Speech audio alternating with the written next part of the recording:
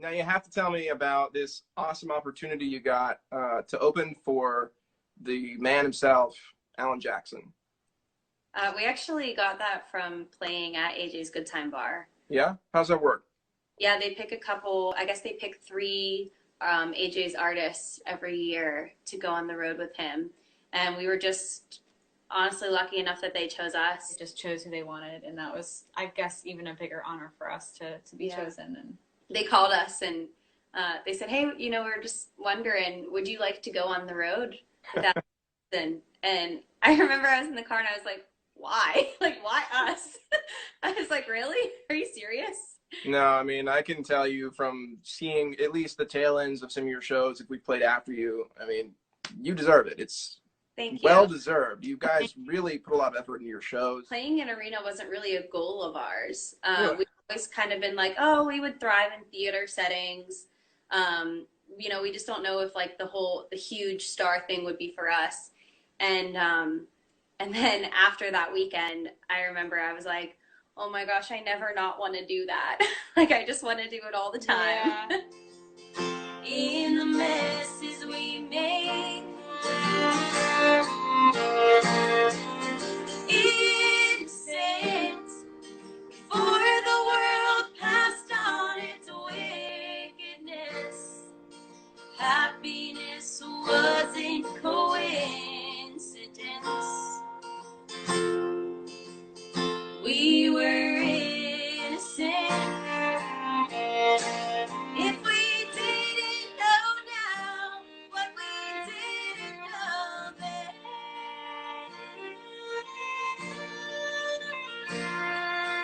life would be simple like it was back when.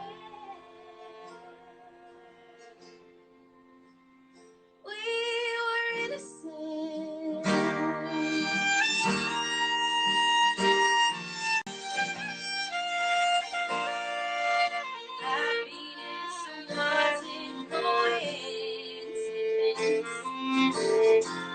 A lot of kids, they don't see things that people who are older see, and they don't see how messy the world is yet. And it's just, I feel like we could really learn a lot from kids. Yeah, I love that. She's my trailer neighbor. She's always there to do a favor. Catch me up on what's been going down. Like who's in labor, whose mugshot made the paper, whose man's been our father in the town. If I need a cigarette, a good cry, or some aquanet, or someone to say prayers to the Savior, I walked right over to my trailer neighbor. I think I've fallen in love with, you know, writing country music for other country artists instead of myself a little more than writing country for myself. And you feel within your soul it's been a peaceful transition? It's not, you didn't feel like you had to give something up or anything? At first I did. So it took me about a year to kind of be 100% in the whole Christian thing. Man, I'd love to hear that song sometime. That'd be cool. I'd love to be able to remember how to play it. Yeah. I know sometimes you write so many as the years go by, you're like, how does that go again? But that's awesome. Yeah, basically have to resurrect that song. Resurrect. Yeah, it's Easter jokes. I love it. Happy Easter. That's awesome. CCM, are you gospel? Are you praise? What's the deal? So I'm a little more like on the CCM side. It can be played in churches, but it's also able to be played on the radio.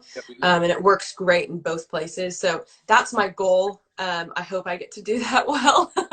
But yeah, that's kind of my goal. I have a real heart for worship. When you're writing Christian music, you want to write a song that a believer, since they were like one, could get into and understand and like and praise God, but also somebody who's a new believer or just walked into a church for the very first time would understand.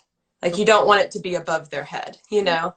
So I try to keep that in mind when I'm writing. When you think that you're not one, you push them all away, and you feel like you deserve nothing. That's where praise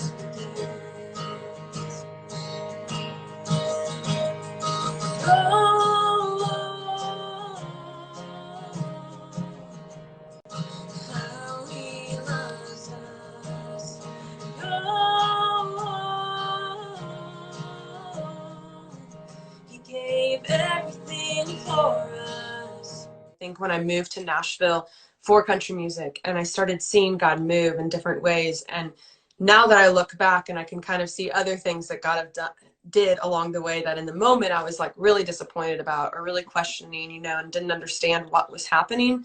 But now I can look back and I'm like, oh, God, you're better than a 10 out of 10. Never met a single girl like you, so if a guy like me would have to guess, you ain't ever kissed a cowboy, have you, girl? You'd have held on tight. You ain't ever kissed a cowboy.